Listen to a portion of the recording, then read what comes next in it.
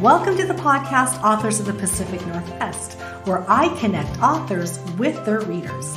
We also talk all about the author's inspiration, their journey to publication, and the authors will educate me and you, the listener, all about the business of writing. I'm your host, Vikki J. Carter, also known as the Author's Librarian. Hi there, listeners. It's the host and producer, Vikki J. Carter here of this podcast, The Authors of the Pacific Northwest. And before we jump into the episode, I wanted to stop real quickly and share with you the newest project that I'm working on.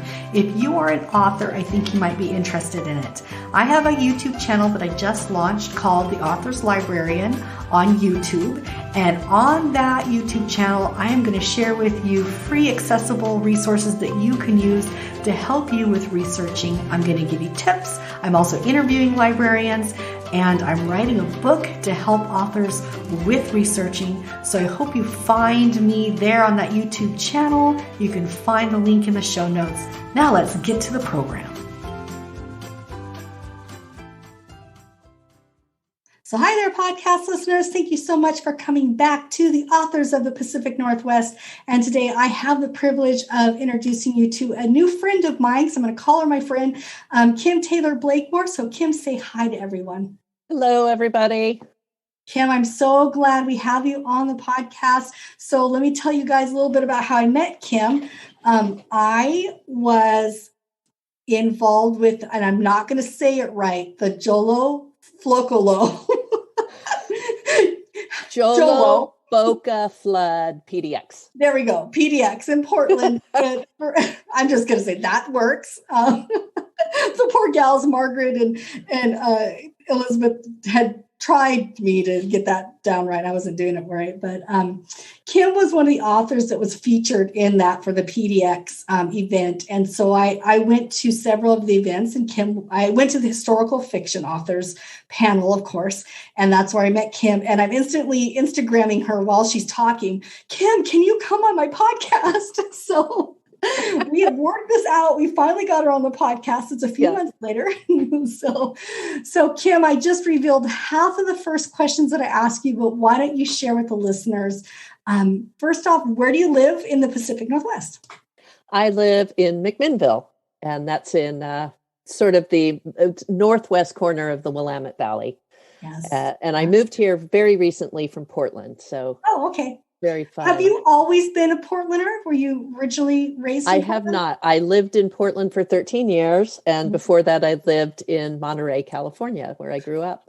Well, 13 years, we can say you're a resident. I think I'm getting close there. Got your duck feet, right? Exactly. That's awesome. Yeah. Well, this year I'm going to actually break down and get duck boots, which I've never had, but I've wanted them the whole time. Oh, you have to have them. And so listeners, I record these in advance before they come out. So when this comes out, we're going to be heading into our spring rainy season. That's right. But we just got done with about 3 or 4 days of snow. How much snow did you get, Kim, in your area? We got 2 inches, but we had a massive ice storm. So I had a whole tree snap in half in the front yard, and in the backyard, 2 huge limbs off of a birch are laying on the ground and across the neighbor's fence. Well, but thank goodness the fence is brick. So thank goodness it didn't knock your power out.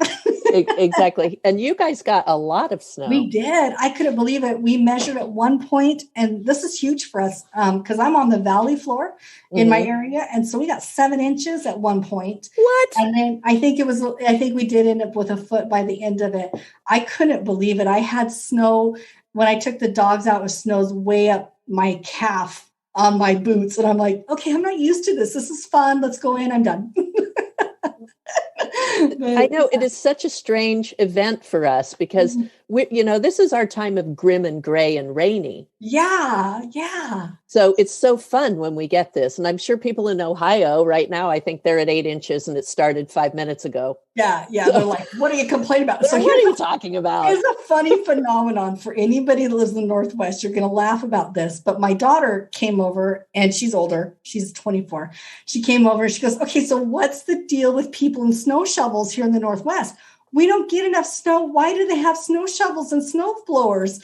And we were laughing because our neighbors all around us, they're older, retirees, God love them. They're out there shoveling. And I'm like, did they only buy it for this one event and they've had it in their shed this whole time? Like, yeah, I get to use my snow shovel.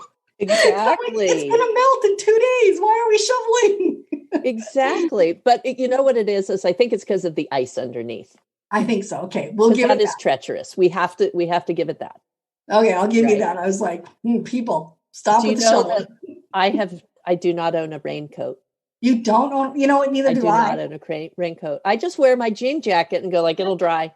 Yep. That's a Pacific Northwest. That is such a Pacific Northwest thing. Because when I go out with my friends, if we're anywhere, if I have to travel or whatever, and it starts raining and everybody's pulling out their umbrellas and stuff, I'm like, what is wrong with you guys? What is with the umbrella? I'm like, I have one in the back of my car behind the seat, and I don't think I've ever opened it. I have two, one at the front door, one the back door, and I never open them. I go out for walks with the dogs in the rain. I just don't, I don't even use them. Because, here's another thing. Boy, we're really talking about Northwest weather, but this is good. So people that aren't from the Northwest, you might not understand this. Here's the thing I've always hated about using an umbrella when I'm driving my car. So you get the umbrella, it's soaking wet. You have to get it into your car. So now you're getting all this water all over you and your car, and you might as well not use an umbrella to begin with. There you go. So that's my philosophy with umbrellas. Okay, Pacific Northwest. Woo! I love it. No, it's a lot of fun. So, Kim, share with us a little bit about your background. You and I were talking before we hit record about some of the exciting things I'm doing. We have a little bit of shared background. So share with our listeners a little bit about yourself. First, are you an author full-time? Let's walk through that process for you. Great. So, yes, I write historical mysteries now, and I am very close to being a full-time author. But I also have a novel coaching program too that I do. Okay. So both of those, and we'll see what occurs with them. I'm really growing that this year, and of course, writing books. Mm-hmm. So, kind of feels like we have to do as authors more than just write books. I feel like you have to have some other little niche to move into to be able to create a decent income out of it. Yeah, I think that I like it because I came from teaching to begin with. Mm-hmm. So my very original teaching, my master's is in orientation and mobility for the blind. Nice. So I started out teaching blind and visually impaired adults cane travel and travel. And then I moved into teaching at a business college, everything from computer programs to business classes to English classes. Yep. I know that. And I still love teaching, you know. So I was like, I really wanted to take what I've learned and as I'm learning as a writer and give that to other people. And I think there's a lot of times that people, writing a novel is really lonely. Mm-hmm. So you're in a room by yourself and you're hoping it works, and you're making your own deadline if it's your first book. Mm-hmm. And then it's like, I don't want to do it anymore. I don't, the doubt creeps in.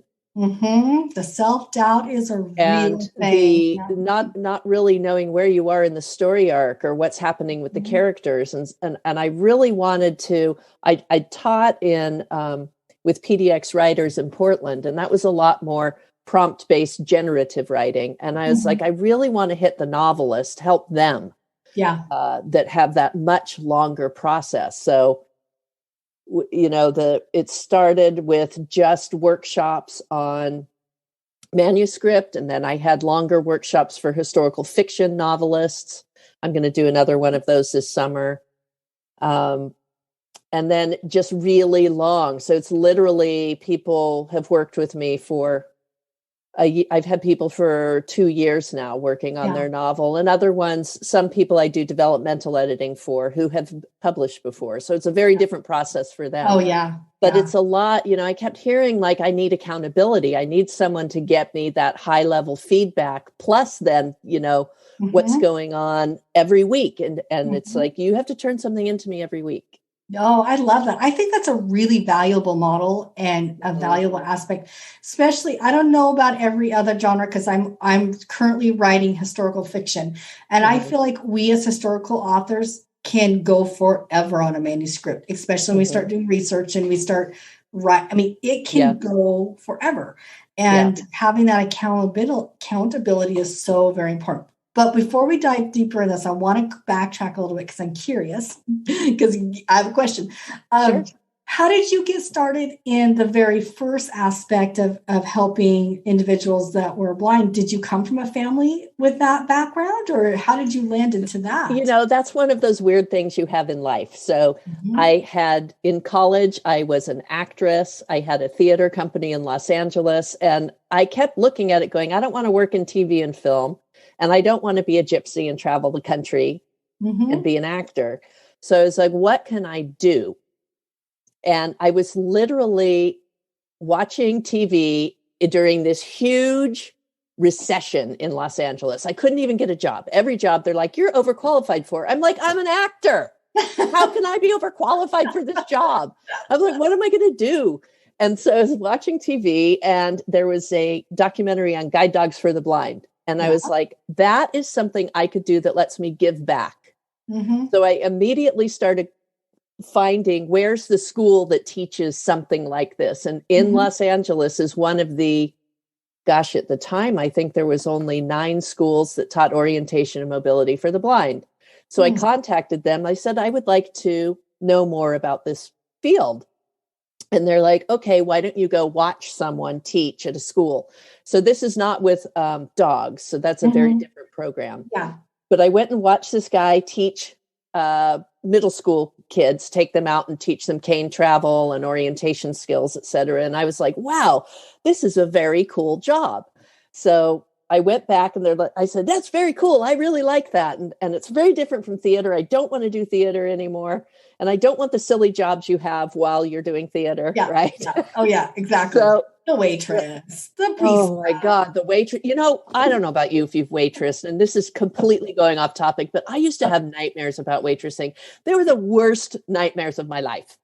Honestly, I have to admit, I didn't have an actual table waitressing job, but I worked in a deli behind the counter, and that was enough for me. My very first job was fast food, and then it was that job, and I'm like, that is enough for me. But customer service skills, I excelled at them after those jobs. I learned how to read. You learn them from those jobs, for sure. So I went in and I interviewed at the school, and the woman was like, well, we would like to have you in the program. We only take 3 people a quarter. Oh, wow. And I was like, what? She said, what we like is that you have no bad habits. Yeah. You're coming in and we can really, really let you're coming with a clean slate. And it was great. It was a really great job. I ended up moving to Colorado and working at the Colorado Rehabilitation Center. I taught adults. It was great. And I can imagine, just from my mind, not knowing the job itself, but I can imagine the communication style that you would have to have is very articulated well. So that when you transfer into adult education, when you started teaching, in college, it probably really lended well to communication. I could imagine. Yeah. That's what I'm guessing. Actually, it was while I was teaching at the rehab center. I had moved from Los Angeles to Boulder, Colorado. And the first winter was, I didn't understand. Like I had to get up at 6 a.m. and scrape my car, and my hair was really long and it would freeze because I'd taken a shower.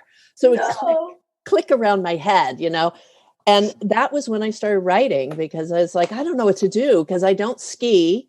Yeah. Yeah. Oh no, I don't either. I can't ski. I kill myself. I ski. Yeah. So I was really into history always, my whole life. And I really fell in love with the Historical Society, and the Historical Museum in Denver is outstanding.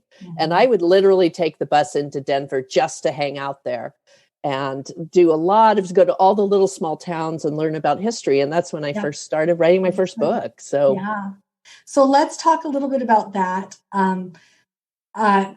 Going backwards, because the book we're going to talk about that I've already read is going to come out in March. So by the time you guys are listening to this, everybody, it's already out. So make sure you get it because it's really good. And I'm not just saying that because I'm talking to Kim. It's because I'm a critical historical reader. And so just because it's the genre I love. So talk with us a little bit about your writing journey. Have you always written historical fiction, or in since this one's historical fiction mystery, has that always been your genre?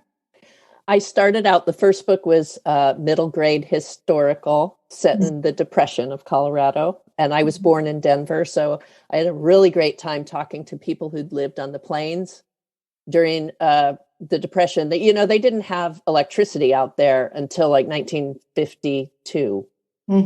Yeah. And so history has always been my thing. So that was historical fiction. Then Bowery Girl is set in 1883 New York. And that's like straight up historical fiction. Yeah. Then The Companion is a historical psychological thriller, and as is After Alice Fell. Yeah. So, and so those two are both set in the same area of New Hampshire. The Companion set in 1855. After Alice Fell is set right after the Civil War in 1865. Yeah. So where was the jumping off point for you as a historical author? From writing historical accounts, you know, having a historical fiction, to the mysterious part of things, because that's the part that I love the most about this book, When Alice Fell, was that it was totally mystery. But I've never really in my mind thought about writing historical mystery as much until I read your book, and I'm like, there's a lot of interesting stuff that happens in history, that has happened in history, that could be used. So where did that switch for you? Did you start really falling in love with that genre because you were reading more of it, or is it just how the story's laid out? Here,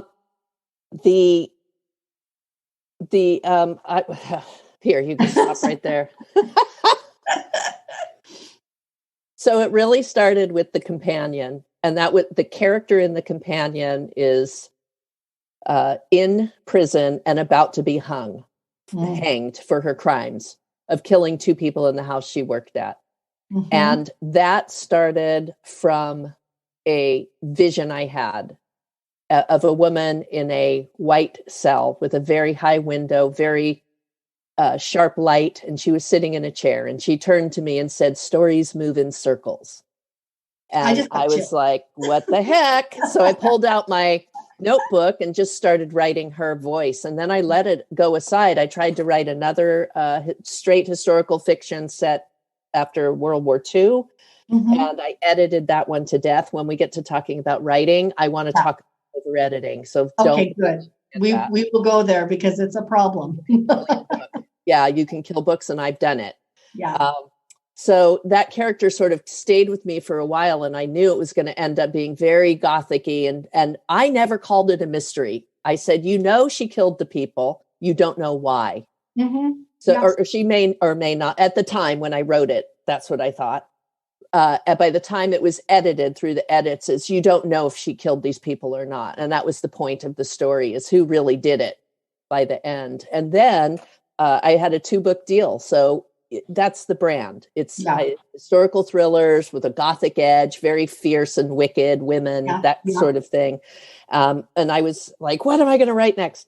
And my brother sort of helped me talk me through the topic. And he's like, you just got to be the queen of his gothic fiction. And I'm like, thank you, Casey, my brother. And I was on a plane, and I pulled out my notebook, and I was like, what is like the most gothic thing you could possibly have? Let's do an asylum. Yeah. I started writing it, and I said, I'm going to set it. I'd already gone to New Hampshire to do research, and I'd already been past the asylum there. So I had an idea of where it was and had done some research on it for The Companion. And I just started writing, and Marion, the lead character, was right on page 1 looking at her dead sister. Yeah. And I'm like, that's the story. Yeah. You know? It's brilliant. And I was wondering how you picked it, or it picked you. You know, I knew you have had to mess around with some research around how females were treated in asylums and history, because it's very clear and listeners, we're talking about After Alice Fell, the book that I read. I haven't read the other ones, but they are on my reading list. And it's very, very clear that you've picked up and highlighted the possible terrible mistreatment of women in asylums for ridiculous reasons women were put in asylums, for being hysterical when it was just normal life, right? So I found that very interesting. I was wondering how that came to you. So did it come through did you have somebody in your past in this situation, or was it just, it came to you from your research? Well, the story itself came from writing it and just letting the people talk on the page. I really like to sort of audition books and let them go and see what the voice is and what the story is. And that one just, first page was, the first page that I wrote is literally the first page of the book. That's great. It hasn't changed from that. And that's kind of how I knew. And then I have to go through about 50 pages before I decide if it's going to stick as a book. Mm-hmm. There's a lot of misnomers about women being treated in prison that get sort of over dramatized. And one is they're hysterical, their husbands hate them, they read novels, whatever it is. They had postpartum depression, etc. Is that true that people were put in prisons? Yes. Not prisons, in asylums because of those things? Yes, at certain asylums. But as you know, writing historical fiction and being a researcher, you have to be detailed and specific to the area you're writing about. Mm-hmm. So yeah. I happen to have a rock star librarian who works at the New Hampshire State Library. And I had seen her for the companion. She actually got me in touch with the archivists at the state archives. And I saw real materials for the prisons when I wrote the companion and found a real murderess at the time. But when I contacted her about this book, she said, we need to get into the asylum. I love her. And I love this woman. She's amazing. Yeah. Rebecca Stockbridge. She is my rock star. I literally made her and go, I got to bring her on my podcast so she can talk about how she works. You have to get her on. I will get you her info because I will bring her on because this is like right up my alley. In the companion, she would like write me. First, I'm like, I don't know what happens with a woman in prison. This is very short thing. She goes, oh, I have all the prison records. Would you like them? So she had all the reports from the warden. So she had the reports from the New Hampshire Asylum for the Insane also are sitting in that library. So the people's who were in the asylum, their records are sealed. And actually, we couldn't get into the asylum. It's falling apart. It's dangerous. We contacted the manager. He's like, no way, no. So I was doing a lot of Google Maps and looking at it up above. Yeah. At the same time, I was reading the reports. So at that particular that particular asylum, they had very specific rules that when someone was brought into the asylum, whether a man or a woman, there had to be a second person there with them. Mm-hmm. So this asylum was created by the Quakers, and the Quakers felt that it was fresh air and industry that was going to help people have respite from their unease. And that is how it started. So it was all good intentions. And this is the thing about historical fiction to me is when you write it, you need to write as they thought things were. Yeah. So we can see some very horrid, ways people were treatments that were done that may not have been horrid to what they thought at the time. Because right when this book it was phrenology, ice baths, really horrible things. As you know, Alice's head is put in a box and she's tied down with that. But it was they felt with that box of blackness that you could control the mania because you're taking out all the outside. All the stimulus. But Alice in the book is afraid of the dark. So this is a terrible place to put her, right? Yeah. So these were incredible records they were given. I was looking at my notes as right before this, and there was each form of disease. So there's 53 people in the asylum for acute mania, which would be more like bipolar, manic episodes, and then chronic mania, dementia, senility, melancholy, epilepsy, which was that to me was really sad. Monomania, obsession with one thing, right? Idiocy, constitutional obliquity. This one I was like, what? I know, what is that? That is a deviation from moral rectitude or sound mind. Now, there's where you get those things about the women's hysteria, right? That's right that there. Little gray area where they grab the women. Yeah. There's a very loud woman who won't shut up. They had one person there who was not insane. That's how they were marked. And this person actually lived there and tended the gardens and was told, you're not insane. And they said, I've known no other place. Oh. How interesting. So they stayed there. But I didn't end up using that asylum in the book. I ended up making my own up. And one of the reasons is I could not get enough material on who ran the asylum and the treatments used at that specific asylum. And I really don't want to denigrate or make someone bad who wasn't. Exactly. Yeah. Yeah. That's so good. I just couldn't do it. I'm like, just set it in Harborough again and make up your own asylum. You can make them do all the things you want with the research you have. And right there is such a huge, I don't know what the word is. It's not coming to me. Standard for researching well. I can't give a better example of an author from what you just said, that you had so much authority, I would say, or authenticity for yourself of knowing that you did not want to write something that wasn't accurate from what you found and accurate enough that you can base it on there. So you just used what you learned and constructed your own world around that. And I think that's really, really valuable to know. It's the one thing that I struggle with when I help authors with research or something, is that we got to still be very, very careful about what we say and how we use that research especially in fiction work, because it should inspire you to be able to write your stories. But like you said, we shouldn't terrorize people from the past, I guess you can say. I don't want to make someone a villain who wasn't. Yeah. Yeah. Right. And I just think that's so good. That's so good. And I'm just fumbling around with what I'm trying to say. It's been one of those long days. Okay, so it's okay. So let me ask you this question. Snow and ice. Come on, give yourself a break. I know. So Kim, let's jump into the writing process, and I'm going to start that with a burning question, because I'm a librarian and I'd love to ask this question of authors. For your writing process for this, you already kind of talked about with Alice Feld. The story kind of came to you by working on the other book. So then did you write the story and then you had to go back and kind of fill in some research, or were you simultaneously researching or using research from the past? My point is this. Did research help you at the beginning in that aspect, or did you scramble to get your research facts at the end?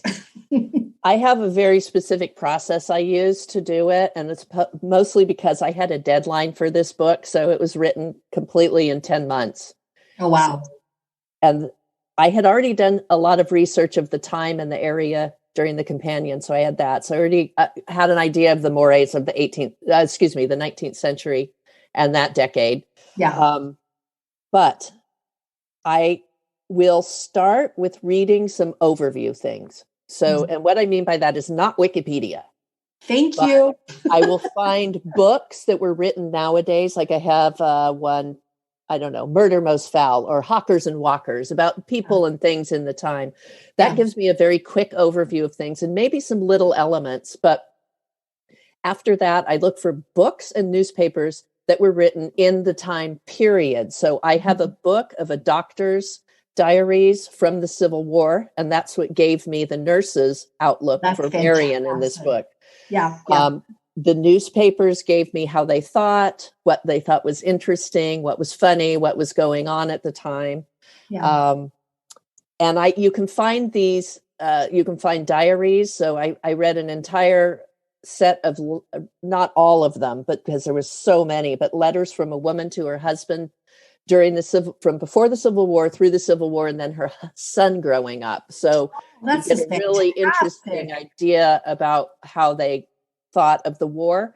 So, it's like those little tiny things. You're a historian, you understand this. So when Marion goes to war to be a nurse, it's not because she wanted a career, but it was because she was a firm abolitionist, and it was her way to stop slavery. Yeah. And therefore, there were some sacrifices that had to be made. And exactly. So the sacrifice was not selfish in letting Alice be taken care of by her brother. Yeah. Right. So those are sort of the things. So I don't read, once I start writing, I don't read anything that's after the date of the story. So the story I'm working on now is 1877. All my readings are books from that time period and before. Yeah, I love it. So. Thank you. That's exactly what I wanted to hear. But that's because I'm fishing for it. But honestly, it's something that's very paramount in my mind, is that I appreciate that you didn't start with Google or Wikipedia. You actually started with primary sources, which is the best sources for authors. And I can't tell you how many times authors will tell me they don't even know what I'm talking about. And I have to, I love sharing that with them. That's why librarians and author researchers like you are so incredibly important, because there's a lot of research. And if you don't know how to find it, like I said, I have a librarian I call. I don't even call, I email her. Like this book I'm working on now is about spiritualism in the same period in New Hampshire. She's like already gone to the basement because they have all the stuff there. I love it. She's like, it's totally haunted down there, but I'm going. And see, but that's the thing. That's the beautiful thing that I'm trying to really pitch in my new world as the author's librarian, is that authors and librarians can have very natural partnerships that are so beneficial.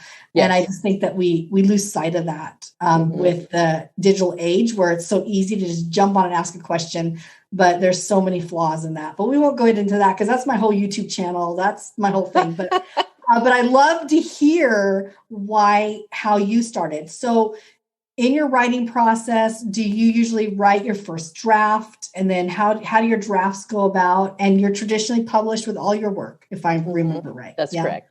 Okay, so walk us through the original writing process. So the writing process is I'm very disciplined about looking for, well, I have deadlines now. So it's even if you're not, don't have a contract, have a deadline, because it lets you backtrack what you want to do. So I pretty much know my books are going to be about 80,000 words and 30 chapters.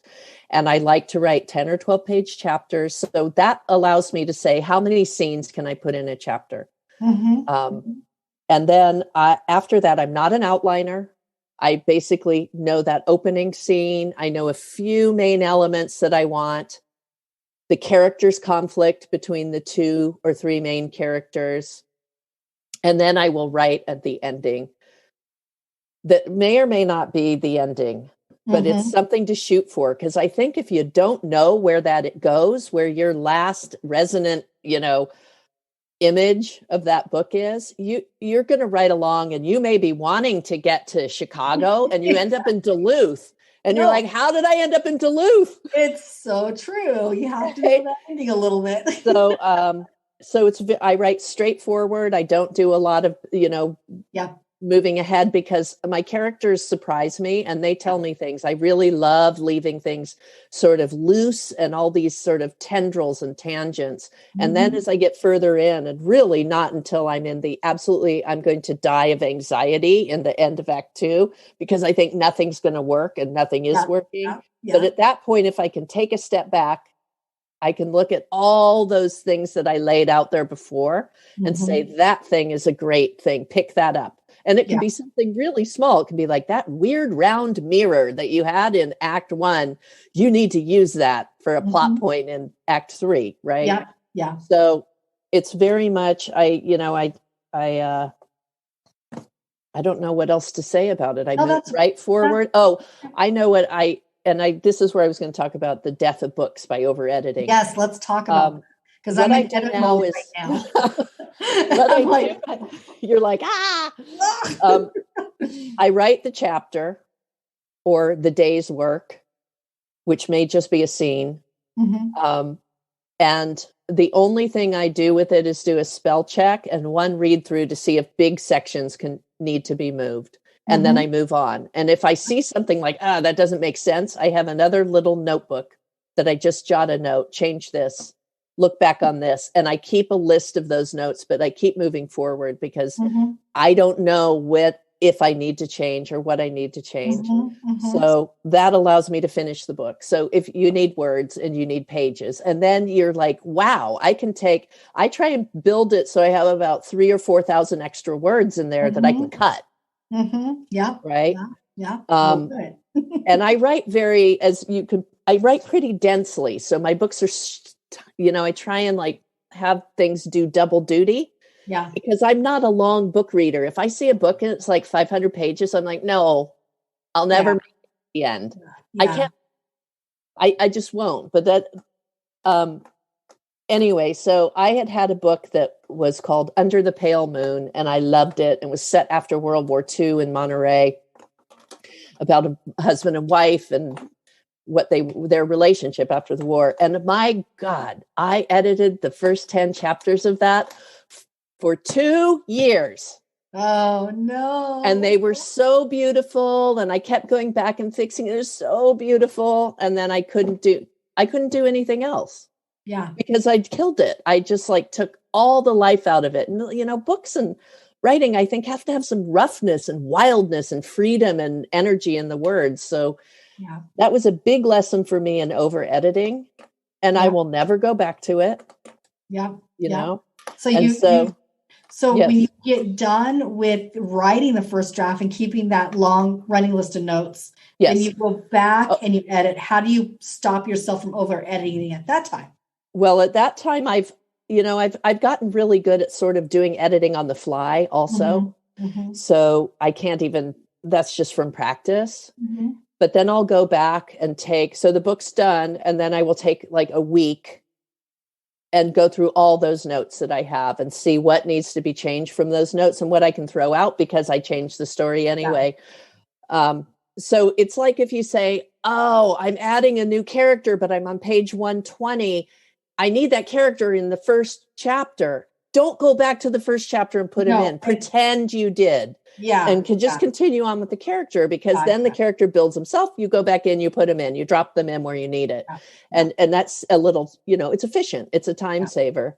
Yeah. And so then I'll do that. I'll go through that list. And then I have two colleagues of mine. One's an amazing writer in New Zealand who I just love her work. And I send it to them and I say, just look over it as a reader and give me your thoughts and notes and what's falling apart. What do you see? And then they send me back lovely 2 or 3 pages of things. And I look through that and decide what is similar.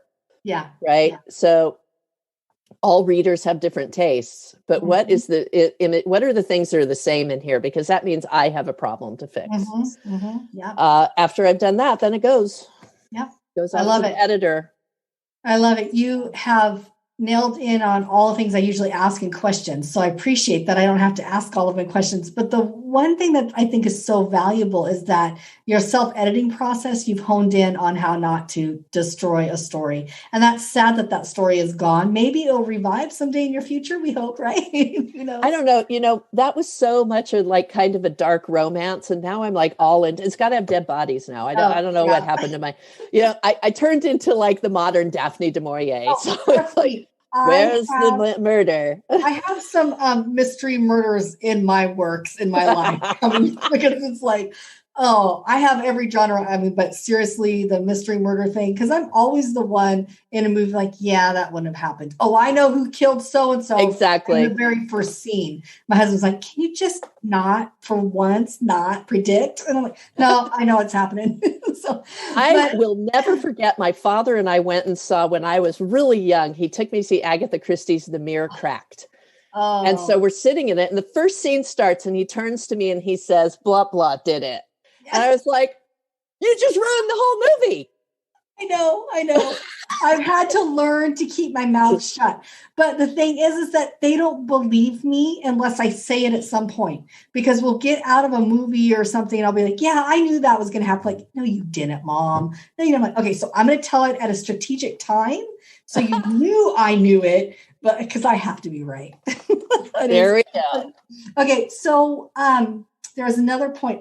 I wanted to make, how I think it's wonderful that you have author friends that are also readers, in the sense of a reader aspect of it. My writing dramatically changed when I was finally in the right writers group for me. And I ask a lot of authors about this because I know there are groups and companions and partnerships and writers groups that are detrimental to some authors. And it's been very discouraging for them.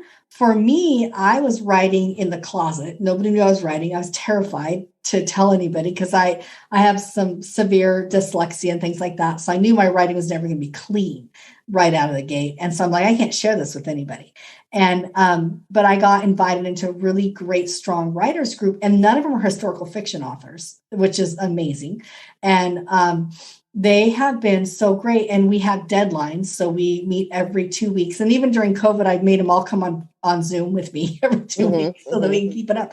That has expedited my writing process tremendously, but also their feedback has been so great and so constructive. It's helped me to learn the craft. It's helped me to learn where plot points needed to be fixed, or they even question historical values in some aspects, which was valuable for me because we can get in our own silo as a writer, be like, but this is how it's all in my head, but it's obviously not getting translated on paper for my reader to understand.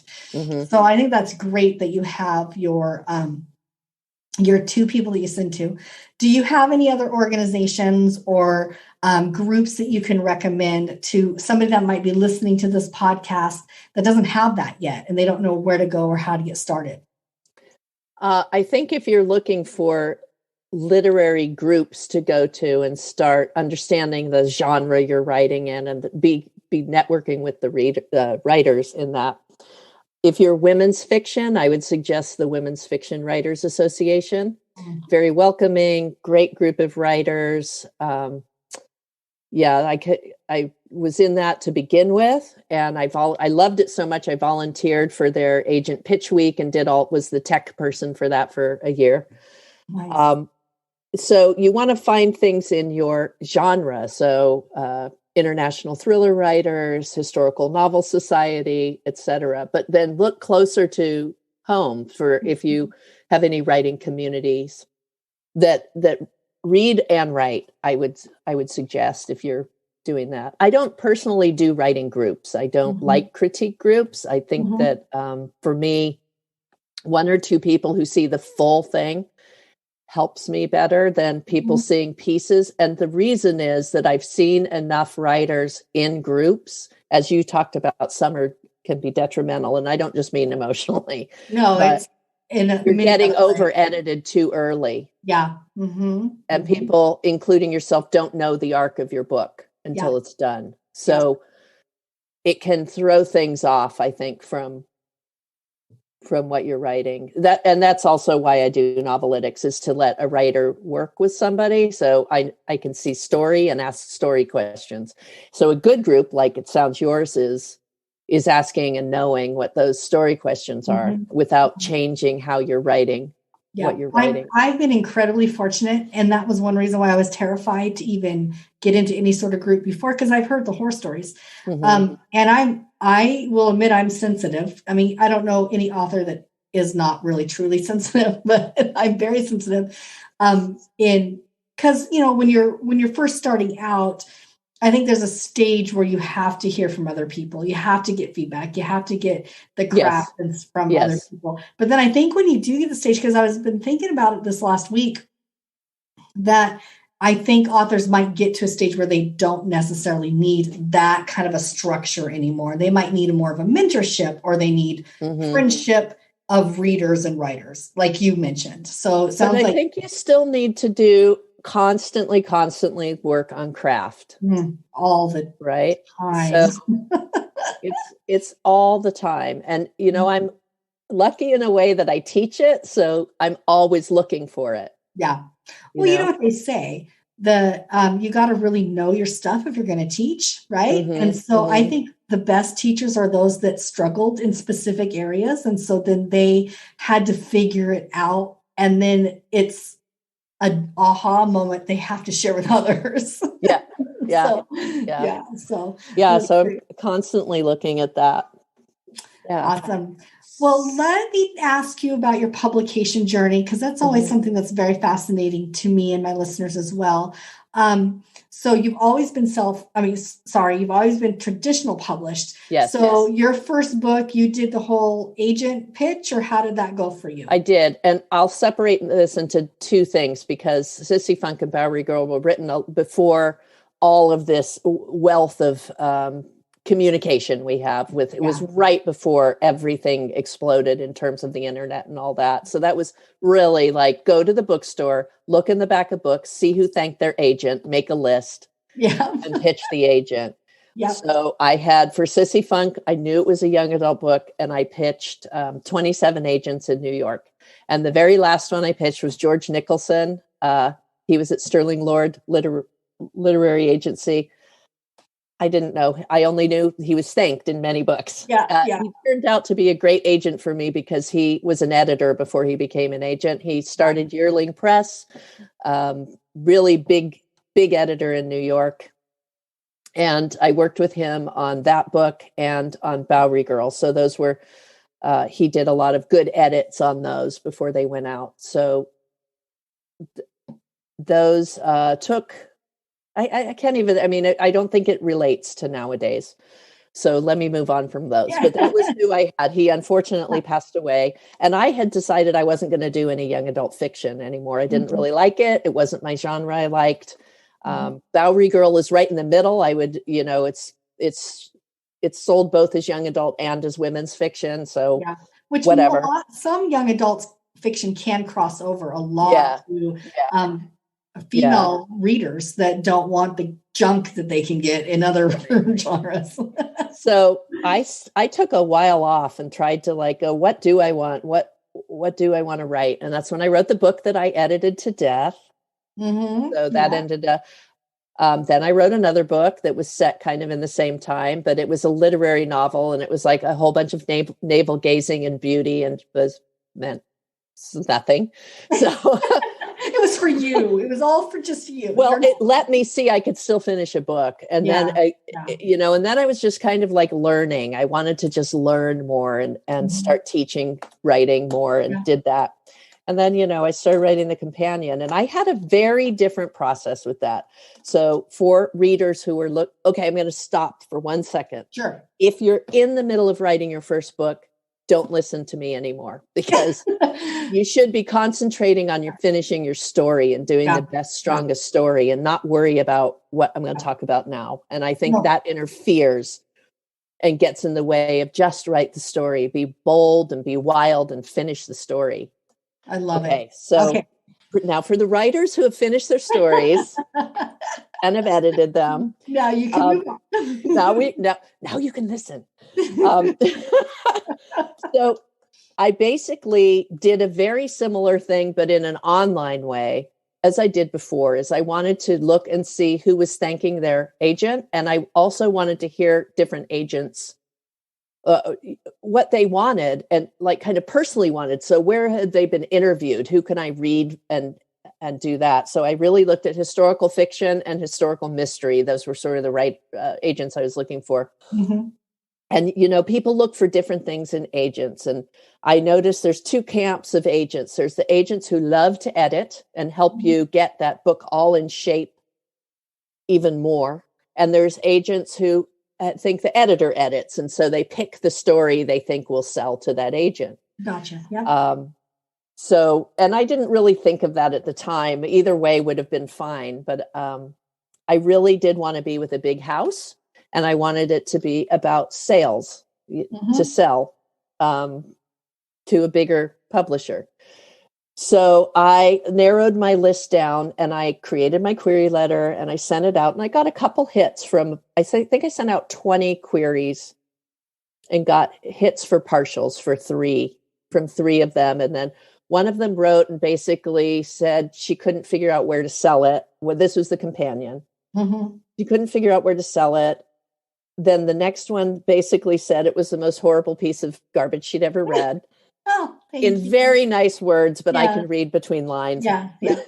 Luckily, I have a pretty thick skin now. So well, you got to. Honestly. I was like, dang. But you have to listen to what you tell people. So I tell people, agents love specific books, just like we as readers do. Yeah. And it doesn't mean your book is bad. It means, that person wanted the white refrigerator, not the stainless steel. Yeah. That's basically it. It's about that resounding feeling and that partnership that develops. Exactly. So I totally exactly. Not that I don't know what I'm talking about. I was super impatient because it was like 3 weeks of waiting for those. And then I was like, something's wrong with my query because I'm not getting the hits I want. So I changed. This is where I went to women's fiction writers. They have a query workshop. Mm-hmm. And I was already a member of their group. But you had to write your pitch that goes in your query letter in 55 words. That's really a challenge. And I did. And I said, that's it. So I'm just going to put that line in. That's going to be the pitch. Yeah. So it's like, hello, these are the agents I saw you, I heard your interview, whatever. Here's my one line of what the story is. This is what I published before. Thank you. And that was it. It was like half a page letter. Leave them hanging. And that got more hits. And then I was lucky enough. I have a very different story than other people because a lot of people go through a lot of agents. It takes a long time. I basically got an agent from that query in a week. And he sold it. He literally sent it to the editor who bought it that 5 minutes after me agreeing to work with him. I love it. That's great. 3 weeks later, it was sold. And then you had on the back of that, it was a 2-book deal. Yes. It was sort of a 2-book deal. We called it a 2-book deal. So I pitched another book to her before the companion came out, and that sold. That's great. So that's great. That's such great advice. And that's after Alice Fell. So that's with Lake Union Publishing. Mm-hmm. They're an imprint of Amazon Publishing. So can you explain that to me if you don't mind? What's the understanding of that? Because I don't know what that is. So that doesn't mean others listening don't, but I have no clue what that is. Sure. So there's the big 5 publishers, right? And then there's the next big 6, which is Amazon Publishing. So they've started, I don't know how many years ago, 12 years ago or something, a traditional publishing house, and it's got imprints in it. So I'm with Lake Union Publishing, and they publish book club fiction, historical fiction. Thomas and Mercer publishes mysteries and thrillers. But they're managing all the royalties as if it's a traditional. It's exactly like a traditional house. So the traditional my first 2 books, one was with HarperCollins and one was with Viking. So it works exactly the same way. It's a traditional house. Gotcha. So, your book goes into your acquiring editor, your editor edits it or has a developmental editor work on it also. You have copy it so this is classical traditional publishing. So the book goes off to the editor when you're done. She does her edits and gives you notes. You revise it. You may get another rewrite. Then when she and you were agreed on it, it goes to the copy editor. So at Lake Union, there's two sets of copy edits that you do with them. Then you have a line editor, and then you have a proofreader. So all of this has happened with a style sheet behind it. So which I found fascinating because I didn't have a style sheet at Viking. I'm like, what is this thing? Wait a minute. I called like 10 people John. The style sheet basically is a beat by beat of the chapters and then a list of your cast of characters, including dogs, horses, and pigs. Oh, that's fantastic. And your settings and the timeline, which is great because they're like, hey, you had this set here, but it's really 3 days later than the scene before. And whatever. So then as that is all happening, the house is also working on marketing materials and on the cover design. So all going together. And that's what I was going to ask about, because I think the part that I was confused about is that Amazon, so many people self-publish through Amazon and, through KP and all that. So that's where I was confused about. I didn't know if Lake Union Press was a small press taking it to Amazon for you on your behalf. No. Or if they were an imprint. So now it makes sense to me. Yeah. So KDP Publishing and that part, the self-publishing, is an absolutely separite business and unit from Amazon Publishing. Okay. I love it. Well, I appreciate you sharing that with me. Sure, of course. Because I'm still just learning. There's so much to learn. And it seems like every year there's even new stuff to learn. So if you hear the dogs, I apologize, everyone. I don't know why she's barking, about the publishing industry. And that's why I wanted to ask the questions of authors, but yours was so unique to me and I didn't do any research on it. So it was fascinating to me. And I thought you could clear that up for me, the difference of, what Lake Union is, who they are, because there's so many small presses out there that will do all of it for you, but it's a self-publishing really, but you're hiring somebody to do it for you. And that makes me nervous. So that's why I was like, you have to be, there's the big five. Everyone wants to be there or with Amazon. There were a few editors that were interested in buying the book. And when my agent told me Lake Union was interested, I said, I want all my eggs in that basket. Because I had read their books before. And my books fit perfectly in the line. Nice. And I love their vision. So, and I wanted to be traditionally published. Yeah. So, and it's the whole thing. It's you have an advance, you have royalties, marketing, whatever. I mean, After Alice Fell is a Amazon first reads right now, which is fantastic. Yeah, it's worthy of it for sure. So it certainly helps. I understand the traditional backbones. My husband was in music industry for years, so we actually had music contracts and music royalties and handlers. I like to call them handlers. All of the little elements that go involved in all of that. So I understand all of that, and I think that's why for me, as I've been researching what I want to do, I kind of go back and forth. Well, maybe I want to do independent. No, maybe I want to go Mr. And what's nice is that you don't necessarily have to make a choice anymore. You don't have to make a choice anymore. Right. I agree. And it just depends on, for me, I think I'm a slow writer. So when I have to do marketing now, it's already enough. I'm like, how would I do that if I was independently publishing? I don't know how I would have the time. It would take so much. And it's not that I won't, because I always think, sometime maybe you will. Yeah.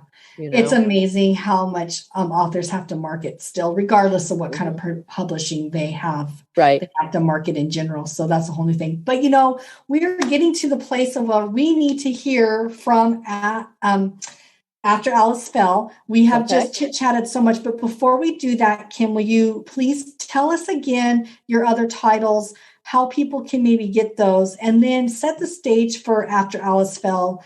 Kind of tell us, the readers or listeners, a little bit about the story or what you want to share before you go ahead and go on your reading. Okay. So my novels are the two YA novels, or Sissy Funk and Bowery Girl, and the historical thrillers are The Companion and After Alice Fell. You can get them on Amazon or bookstores, wherever you wish to buy them. So After Alice Fell is set in New Hampshire in 1865, just after the Civil War, and Marion Abbott is the lead character. She's a widow. She has been a nurse in the Civil War, and she has come home to find her sister has been committed to an asylum and has died at the asylum. So the book starts with Marion going to the asylum, and the entire story is her figuring out what happened to Alice. So I think I'll start there and start with chapter 1. I'll just do a little bit of a reading. Chapter 1, Broader's House, Harborough, New Hampshire, August 1865. Is it her? The ward attendant holds up the oiled tarp. He chews on his dark mustache, blinks and clears his throat. I am sorry, Mrs. Abbott. I must ask. I clasp and unclasp my reticule, the metal warm between my thumb and forefinger, the click comforting, steadying in this room with white tile walls and black grout. There's a singular circular grate in the corner. Yellowed paint chips from the ceiling clog its pipe. The cold pushes through the floor, needles of ice that poke my thin-soled boots. Ill-chosen, meant for summer, not for this chill room. But I hadn't thought. I put on the first pair I found, and last night's stockings, too, hung from the bedpost because I was too weary to put them away. A note delivered, too blunt. Alice Snow deceased. Please collect.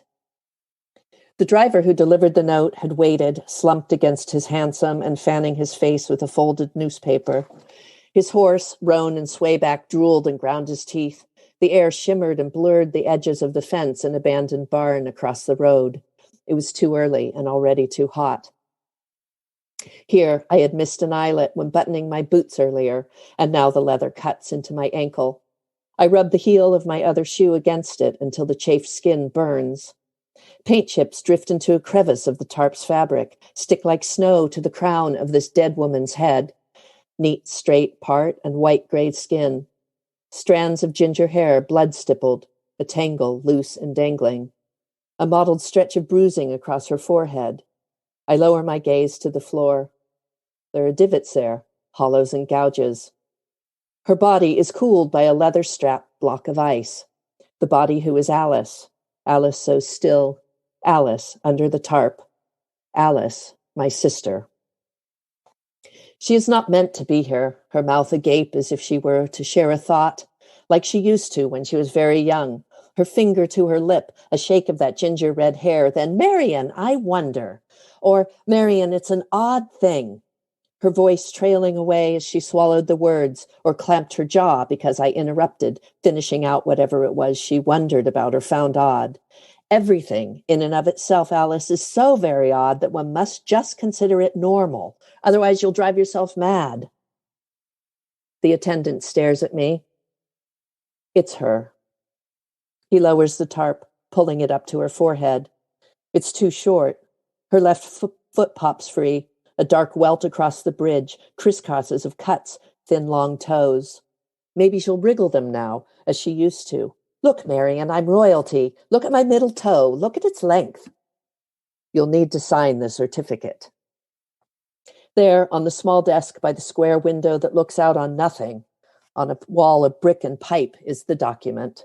Smaller than I would expect, simple and harsh. Record number 4573. Name, Alice Snow. Sex, female. Date of birth, February 3rd, 1841. Age, 24. Date of death, August 3rd, 1865. Cause of death, accident, acute mania. Signed, Lemuel Mayhew, MD. I've seen too many of these, pinned too many to uniform lapels. I've seen so many dead. Antietam, Poplar Springs, Spotsylvania, men stacked on carts, tarps too short to hide the high arches and missing limbs and nails roughly cut. I've signed so many letters, whispered from the soon dead to their loves. "Forgive me, help me, I am almost at heaven, mother." One signature, and Alice will be released. One signature to absolve this place of any responsibility for her slipping from the roof, absolve the staff from finding her body splayed on the pebbled drive, half tangled in the sharp thorns of pink hedging roses. I dip the pen and hold it above the signature line. Ink beads. What time was she found? I keep my eyes on the ink, watch it soak and spread along the short edge. His foot scrapes the stone floor. You'd need to ask Dr. Mayhew. But Dr. Mayhew isn't here. He's upstairs with my brother. You are here, Mr. Stokes, Russell Stokes, Mr. Stokes.